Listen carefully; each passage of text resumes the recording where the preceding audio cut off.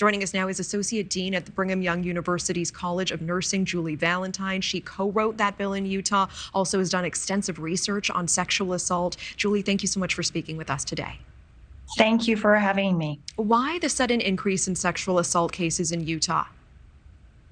Well, we don't completely know, and we have to understand that when we see an increase, we have to consider, are we seeing more sexual assault cases or are more victims reporting? The hope is that more victims are feeling comfortable coming forward and reporting.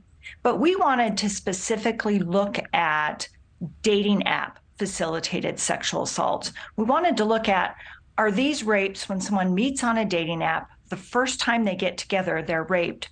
Are they different than other acquaintance sexual assaults, frequently termed date rapes? And our findings were incredibly disturbing. We found that a third of the victims were strangled with the rape, that there were more penetrative assaultive acts, that victims had more anogenital and non-anogenital injuries. And we also found that the victims of these dating app facilitated sexual assaults were more vulnerable. About 60% had self-disclosed mental illness. So all of these concerning findings led us to say, let's look at our legislation. That's absolutely so disturbing what you're describing. And we know you co-wrote this bill attempting to incorporate additional safety measures into dating apps. What exactly needs to happen to protect potential victims? Well, I think the first thing is dating apps need to clearly state information about sexual assault. Currently, most dating apps don't. They avoid that topic. They talk about physical assault or if they felt uncomfortable. So this bill would require dating apps to clearly address sexual assault.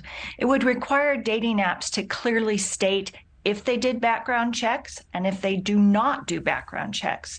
If they do background checks, which is incredibly rare, they have to provide information that this doesn't guarantee safety. They also have to provide clear mechanisms for reporting sexual assault and clearly state to victims that this is not your fault and to provide resources for those victims. Julie, I appreciate that. And with the time we have left, for people who are using these dating apps, what can they do to try to keep the situation a little bit safer, to try to protect themselves? I'm glad you brought that up. And we want to state dating apps are great. It's the way most happy couples meet now. But let others know when you're meeting someone on a dating app.